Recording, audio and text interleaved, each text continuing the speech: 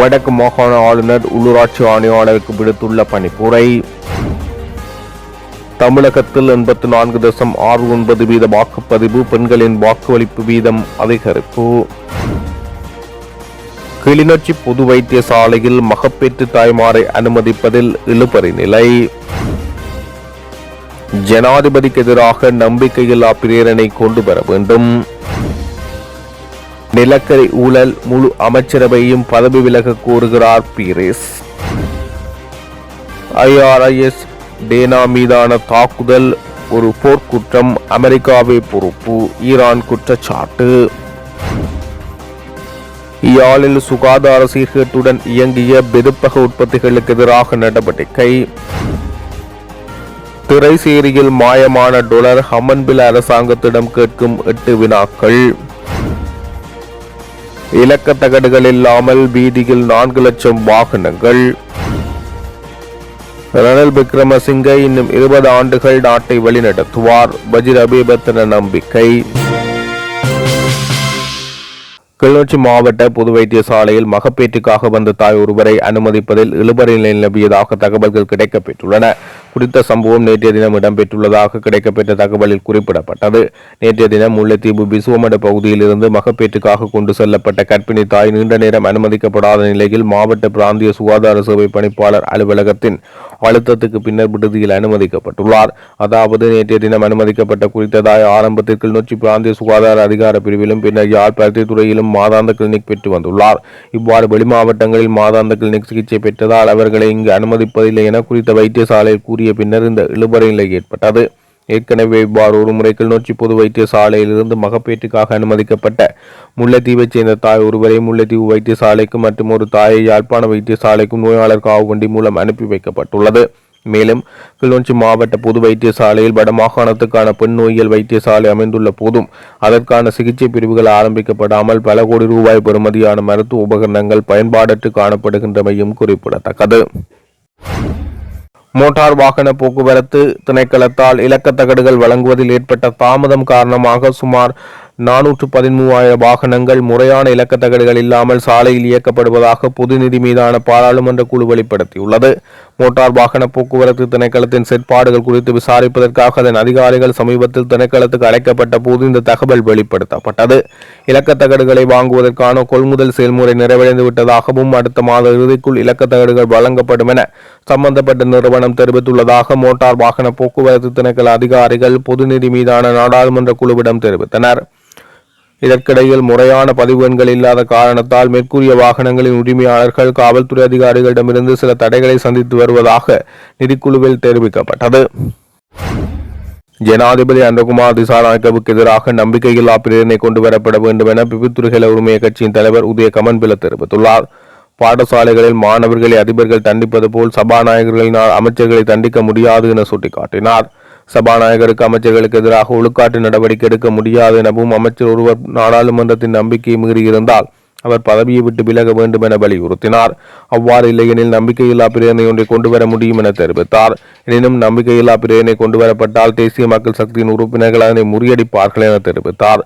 எந்த ஒரு கல்வரையும் பாதுகாக்க தேசிய மக்கள் சக்தியினர் ஆயத்தமாக இருப்பார்கள் எனவும் எனினும் எதிர்க்கட்சிகள் நம்பிக்கையில்லா பிரேரணை ஒன்றை கொண்டு வர வேண்டும் என தெரிவித்துள்ளார்.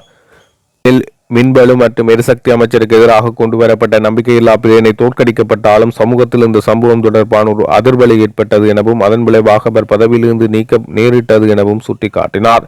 நிதி அமைச்சராக கடமையாற்றி வரும் ஜனாதிபதி அனுரகுமார் திசாநாயக்கவுக்கு எதிராக நம்பிக்கையில்லா பிரேரணை கொண்டு வருவதே பொருத்தமானது என உதய கமன்பில தெரிவித்துள்ளார். வெளிநாட்டு நிறுவனங்களில் பெற்றுக்கொண்ட கடன்களை திருப்பி செலுத்தும் நடவடிக்கையின் போது திரைசேரியிலிருந்து மாயமான $2.5 மில்லியன் அமெரிக்க டாலர் தொடர்பில் நாங்கள் யாரும் கேட்காத 8 கேள்விகளை அரசாங்கத்திடம் கேட்கிறோம் என முன்னாள் அமைச்சர் உதய கமன்பில தெரிவித்துள்ளார். வெளிநாட்டு கடன்கள் மற்றும் அனைத்து கடன்களுக்கான கொடுப்பனவுகள் நிறுத்தப்பட்டிருக்கும் சந்தர்ப்பத்தில் ஆஸ்திரேலிய நிறுவனத்துக்கு மட்டும் பணம் எவ்வாறு செலுத்தப்பட்டது? இந்த கொடுப்பனவை செலுத்தும் போது 3ஆம் தரப்பு இதை ஹேக்கிங் செய்யக்கூடும் என இலங்கை மத்திய வங்கி அறிவித்திருந்தும் அதை மறுதளித்து செயற்பட்டது யார்? 2025ஆம் ஆண்டு இந்திய நிறுவனம் ஒன்றுக்கு கடன் தொகை மீள செலுத்தும் போது ஹெக்டர் செய்யப்படும் என நிறுத்தப்பட்டிருக்கும் சந்தர்ப்பத்தில் ஆஸ்திரேலிய நிறுவனத்துக்கு பணம் செலுத்த அனுமதி வழங்கியது யார்? பணப்பரிமாற்றத்தில் ஹேக்கிங் நடக்கவில்லை எனில் மின்னஞ்சலில் அனுப்பப்பட்ட இலக்கத்துக்கு, அதாவது புதிய இலக்கத்துக்கு எங்களாலே பணம் மாற்றப்பட்டுள்ளது, பணம் அனுப்பும் இலக்கத்தை மாற்றுவதற்கு அனுமதி அளித்தது யார்? இவ்வளவு பாரிய மோசடியை எதிர்க்கட்சி வெளியில் விடும் வரை அரசாங்கமே மறைத்தது.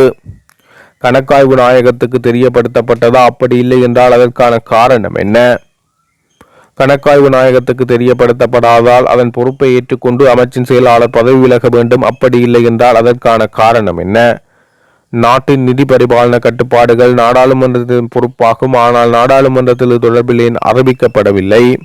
நிதியமைச்சர் என்ற வகையில் ஜனாதிபதி அனுர குமார திசாநாயக்க தனது பொறுப்பை நிறைவேற்ற தவறிவிட்டார். நிதியமைச்சர் என்ற வகையில் இந்த மோசடியை மறைத்த குற்றத்துக்கு அந்த பதவியில் இருந்தவர் விலக வேண்டும். அப்படி இல்லை என்றால் அதற்கான காரணம் என்ன? இந்த கேள்விகளுக்கு அரசாங்கம் பதில் கூறும் என நாம் நம்புவதாக தெரிவித்துள்ளார். நாட்டை கட்டியெழுப்பக்கூடிய ஒரு தலைவராக ரணில் விக்ரமசிங்கவை பாதுகாக்க நாம் முயற்சிக்கின்றோம். அவரை பற்றி பயப்பட வேண்டாம். அவர் இப்போது மிகவும் நல்ல ஆரோக்கியத்துடன் இருக்கிறார். அந்த அறுவை சிகிச்சை 65 வயதில் செய்திருந்தால் 75 வயதில் ஓய்வு பெற்றிருப்பார். ஆனால் இன்னும் 20 வருடங்களுக்கு இலங்கை பாதுகாப்பாக இருக்கும் என்று என்னால் பயமின்றி சொல்ல முடியும் என ஐக்கிய தேசிய கட்சியின் தலைவர் தவிசாளர் பஜீர் அபேபத்தன தெரிவித்துள்ளார். தேசிய சேவை சங்கம் ஏற்பாடு செய்த லலித் அத்துல் முதலியின் 33வது நினைவு தின நிகழ்வில் கலந்து கொண்டு உரையாற்றுகின்ற போது அவர் இதனை தெரிவித்தார். திரைசேரியில் ஒரு பாரிய கொள்ளை நடந்திருக்கிறது. இது இலகுவானதாக இருக்கப் போவதில்லை. அதனை அனுமதிப்பதற்கு பாராளுமன்றத்தை மீண்டும் கூட்ட வேண்டும். ஏனெனில் ஒரு முறை கொடுத்த பணத்தை மீண்டும் 2வது முறையாக வழங்க முடியாது. மீண்டும் 2.5 மில்லியன் டாலர்களை வழங்குவதா இல்லையா என்று கேட்பதற்கு பாராளுமன்றத்தை கூட்ட வேண்டியுள்ளது. இன்று பேசப்படுகின்ற ஊழல் பற்றித்தான் நான் இப்போது கூறினேன். இதனால் தான் நாம் ஒரு தேசமாக முன்னோக்கி செல்ல வேண்டும். ஆனால் அனைவரும் ஒன்றிணைந்து செயற்பட வேண்டும் என ரணில் விக்ரமசிங்க தெரிவித்தார். அவ்வாறு இல்லையெனில் இரு பிரிவுகளாக பிரிந்து அடித்துக் கொள்வதை தவிர முன்னேற்றம் இருக்காது என சுட்டிக்காட்டினார். யாழ்ப்பாணத்தில் சுகாதார சீர்கேட்டுடன் வெறுப்பக உற்பத்தி பொருட்களை விற்பனைக்காக வாகனங்களில் ஏற்றிச் சென்றவர்களுக்கு தண்டப்பணம் விதிக்கப்பட்டுள்ளது. உடுவில் சுகாதார வைத்திய அதிகாரி பகுதிகளில் வெறுப்பக உற்பத்தி பொருட்கள் விற்பனை வாகனங்கள் தொடர்பாக பொது சுகாதார பரிசோதகர்கள் திடீர் பரிசோதனை முன்னெடுத்தனர். இதன்போது உரிய முறையில் வாகனத்தை பேண தவறியமை, தனிநபர் சுகாதாரம் பேணாமை, மருத்துவ சான்றிதழ் கொண்டிராமை போன்ற செயற்பாடுகளுக்கு எதிராக 4 உரிமையாளர்களுக்கு மல்லாக நீதவான் நீதிமன்றத்தில் வழக்கு தொடரப்பட்டது. குறித்த வழக்கு நேற்றைய தினம் விசாரணைக்கு எடுத்துக் கொள்ளப்பட்ட போது உரிமையாளர்கள் தம்மீதான குற்றச்சாட்டை ஏற்றுக்கொண்டனர். இதனை அடுத்து 4 உரிமையாளர்களை கடுமையாக எச்சரித்த மன்று ஒவ்வொருவருக்கும் தலா 20,000 ரூபாய் தண்டம் விதித்தது. இலங்கை கடற்பரப்புக்கு அப்பால் ஐரிஸ் தேனா கப்பல் மீது நடாத்தப்பட்ட தாக்குதல்களுக்கு அமெரிக்காவை பொறுப்பு என ஈரான் பகிரங்கமாக குற்றம் சாட்டியுள்ளது. ஈரானின் வெளிவிவகார அமைச்சர் சையீத் அப்பாஸ் அராக்சி மற்றும் இலங்கையின் வெளிவிவகார அமைச்சர் பிஜித கீரத் ஆகியோருக்கு இடையில் நேற்று இடம்பெற்ற தொலைபேசி உரையாடலின் போது இந்த விடயம் தெரிவிக்கப்பட்டது.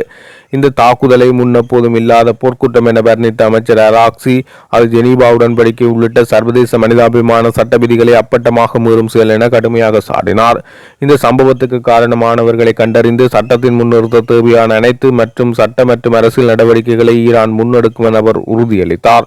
இந்த சம்பவத்துக்கு காரணமானவர்கள் கண்டறியப்படுவதுடன் தாக்குதலுக்குள்ளான கப்பலில் இருந்தவர்களை மீட்பதற்கும் உயிரிழந்தவர்களின் சடலங்களை மீண்டும் ஈரானுக்கு அனுப்பி வைப்பதற்கும் இலங்கை அரசு மேற்கொண்ட துரித நடவடிக்கைகளுக்கு ஈரான் வெளிவிவகார அமைச்சர் நன்றி தெரிவித்துக் கொண்டார்.